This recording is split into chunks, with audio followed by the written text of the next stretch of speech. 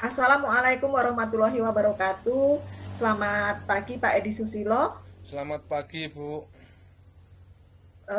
Bagaimana kabarnya hari ini Pak? Alhamdulillah sehat pagi ini sehingga kita dapat memenuhi jadwal kita bertemu pada hari ini, Bu.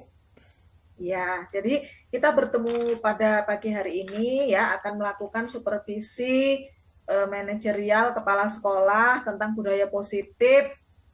Tentang Ya, Bu. apa yang mau di ini Pak? Supervisi Pak kalau ada Ya, sesuai dengan ini maksud kesepakatan dan kemarin tujuannya. adalah supervisi tentang pelaksanaan penyusunan kurikulum baik itu KTK 13 maupun kurikulum Merdeka, Bu. Oh iya, berarti kita tentang membahas tentang supervisi mengenai kurikulum ya Pak ya. Ya, Bu, betul. Baiklah, sudah siap Pak ya, kita mulai ya. Ya, siap-siap, Bu. Oh iya. Nah, jadi tujuan tadi sudah Pak Edi sebutkan. Nah, sekarang yang saya ingin bertanya dengan Pak Edi, eh, bagaimana eh, cara menyusun? Oh, sebelumnya begini, apakah di sekolah Pak Edi sudah menerapkan kurikulum Merdeka selain kurikulum K13? Ya, alhamdulillah Bu, saya sudah melaksanakan dua-duanya, baik itu kurikulum 2013 maupun kurikulum Merdeka.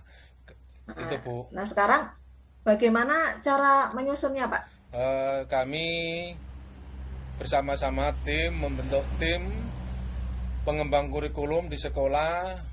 Ada ketua, sekretaris, bendahara, anggota, dan sekaligus saya sebagai kepala sekolahnya Ya. dan sekaligus sebagai narasumbernya, Bu. Oh iya, berarti ada tim pengembangnya gitu ya, Ya, Pak ya. betul. Nah, sekarang apa hal-hal yang Bapak lakukan supaya implementasi kurikulum itu bisa diterapkan, Pak? Langkah pertama yang Khususnya kurikulum Merdeka gitu ya, Pak ya ya. khususnya Karena itu oke, merupakan hal baru. betul. Langkah yang kami pertama lakukan adalah melakukan sosialisasi kepada rekan-rekan guru, TU, operator sekolah tentang kurikulum Merdeka. Kita berikan pemahaman bahwa ada kurikulum baru di antara kurikulum 2013. Jadi bersama-sama kita sosialisasikan. Itu, Bu. Oh iya. Terus gambaran situasinya seperti apa, Pak? Nah, Gambaran situasinya di sekolah itu bagaimana dengan setelah menerapkan kurikulum Merdeka itu, Pak? jadi gini Bu, sebelum penerapan kami kan melakukan sosialisasi, kemudian melakukan bedah penyusunan kurikulum. Situasinya ya namanya orang baru mungkin pada saat sosialisasi pertama memang belum begitu paham. Karena sering saya sampaikan dalam situasi ngobrol, nah, situasinya akhirnya sedikit demi sedikit rekan-rekan guru itu paham, oh kurikulum Merdeka seperti ini, ya sebatas oh tahu dulu tentang kurikulum Merdeka. Nanti pada sesi selanjutnya kita akan bedah tentang kurikulum Merdeka itu, Bu. Oh iya, Pak. Kemudian Pak, apakah dalam penerapan atau dalam penyusunan kurikulum Merdeka itu ada tantangan-tantangan tidak Pak? Tantangan yang Bapak hadapi di lapangan? Nah, itulah kelebihan daripada kurikulum Merdeka dibandingkan kurikulum.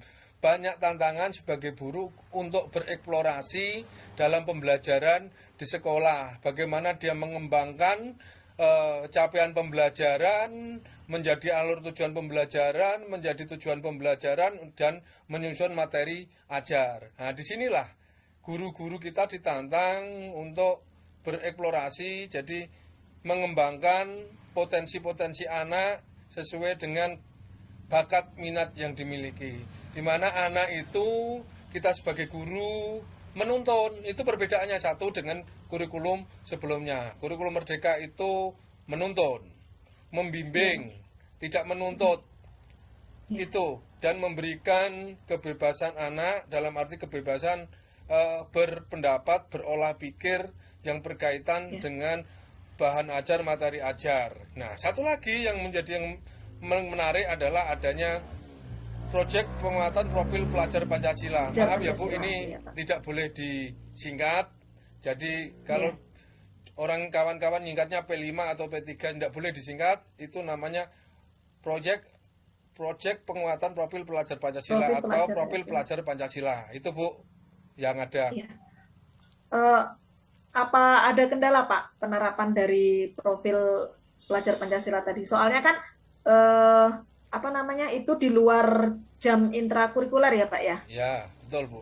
Nah, gini, memang sesuatu hal yang baru itu memang perlu pemahaman. Jadi pada saat pembelajaran ekstra apa profil pelajar Pancasila, satu sekolah itu kan mengambil 1 tahun mengambil 2 tema. Nah, kebenaran di sekolah saya itu mengambil dimensi kegotong royongan dan dimensi ketuhanan yang Maha Esa. Nah, di mana pada saat itu saya selaku kepala sekolah memberi contoh model pembelajaran bagaimana proyek pelajar Pancasila. Di mana sekolah saya proyek pelajar Pancasila pelaksanaannya adalah sistem blok mingguan. Artinya dalam 1 minggu 1 hari itu kita laksanakan proyek profil pelajar Pancasila. Bisa juga dilaksanakan per harian, bisa Iya. juga di akhir semester. Nah, tapi lebih nyamannya hasil keputusan kawan-kawan. Kemarin kita buat sistem blok mingguan, Pak, biar kita sama-sama guru kelas 1 dan kelas 4 berkolaborasi tentang pelaksanaan profil pelajar Pancasila. Itu, Bu. Iya, bagus sekali ya Pak, penjelasan Bapak sangat detail sekali. Hmm. Eh, Begini Pak, kemudian untuk perangkat ajarnya Pak, bagaimana guru-guru bisa menyusun perangkat ajarnya seperti kalau K13 kan ada Ya. silabus, ada RPP. Itu apa guru-guru di sekolah Bapak itu sudah paham dan bisa menyusun perangkat pembelajarannya Pak? Ya, Coba alhamdulillah minta Bu. tolong dijelaskan. Kalau paham betul belum, cuma sudah memahami. Jadi saya ajak singkat simpelnya saja. Ayo kita sama-sama buka capaian pembelajaran misalnya IPA. Nah, kita ambil capaian pembelajarannya 1, kemudian kita ambil dimensinya 1, kita ambil capaian pembelajaran materi pada capaian pembelajaran itu. Kita ambil satu saja, kemudian dari capaian itu suruh kita membuat tujuan pembelajaran. Misalnya contoh, di capaian pembelajaran itu perkembangbiakan. Nah, jadi dimensinya itu kita membuat tujuan pembelajaran melalui penjelasan guru atau melalui gambar anak dapat menemutunjukkan siklus perkembangbiakan makhluk hidup. Ya, ini dari ini tujuan ini Bu, guru bisa membuat alur pembelajaran di mana bagaimana alur pembelajarannya ini? Berarti kita menjelaskan ini. Nah, kita tarik ke dalam materi ajar. Sebagai bahan materi ajar adalah siklus perkembangbiakan makhluk hidup. Nah, itu Bu. Jadi itu memang tidak semudah apa yang dibayangkan. Makanya dari awal saya sebagai model dalam pembelajaran di kelas 4. Itu Bu. Oh, iya. Bagus sekali ya penjelasan Bapak sangat detail, sangat memberikan pemahaman. Mudah-mudahan guru-guru Bapak di sekolah semuanya bisa memahami dan bisa menerapkan kurikulum merdeka ya Pak ya. Itu Ya, terima harapan kasih Bu. kita. Nah, Jadi dapat kami simpulkan bahwa di ya, sekolah kami itu Bu, alhamdulillah sudah siap pelaksanaan kurikulum merdeka khusus kelas 1 kelas 4 iya karena Pak. saya sendiri Iya, sebagai model pembelajaran untuk iya. rekan guru kelas 1 dan kelas 4. Itu Satu Bu, dan terima empat. kasih. Iya. Terima kasih Pak pembicaraan kita pada pagi hari ini. Semoga banyak manfaatnya untuk kita ya Pak ya. Ya, amin Saya Bu. akhiri. Salam sehat ya Pak ya. Ya. Semoga kita selalu diberikan kesehatan. Saya akhiri. Wassalamualaikum warahmatullahi wabarakatuh. Waalaikumsalam warahmatullahi wabarakatuh. Kemudian pada sesi ini kami mohon Ibu Sumatrawati untuk memberikan tanggapan atas apa coaching kami yang kami lakukan. Kepada Bu Sumatrawati selaku pengamat, monggo. Silahkan. Baik, terima kasih atas waktunya. Jadi kalau saya melihat tadi dari percakapan coachingnya itu sudah luar biasa bagus ya. Bu Nur sebagai sebagai coach dan Pak Edi sebagai coachingnya itu sudah memenuhi beberapa unsur kriteria dalam latihan percakapan ya. Jadi Yang pertama itu mendengarkan aktif. Saya perhatikan bahwa Bu Nur sudah sangat bagus, bebas dari menjas, asumsi. Jadi asumsinya memang benar-benar murni dari Pak Edi ya, dari si coachnya. Kemudian selalu menyampaikan pertanyaan terbuka dan berasal dari mendengarkan. Jadi setelah Pak Edi menyampaikan asumsi, Bu Nur memberikan pertanyaan yang terbuka kayak gitu. Jadi emang nyambung gitu ya Pak ya.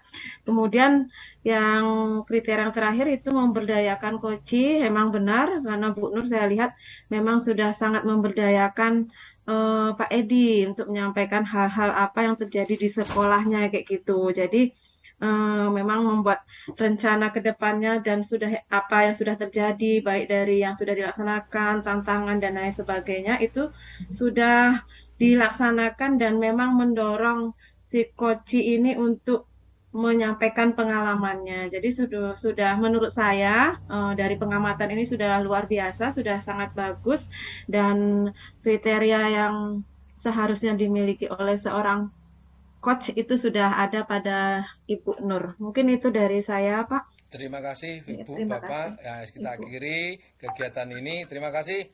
Assalamualaikum warahmatullahi wabarakatuh.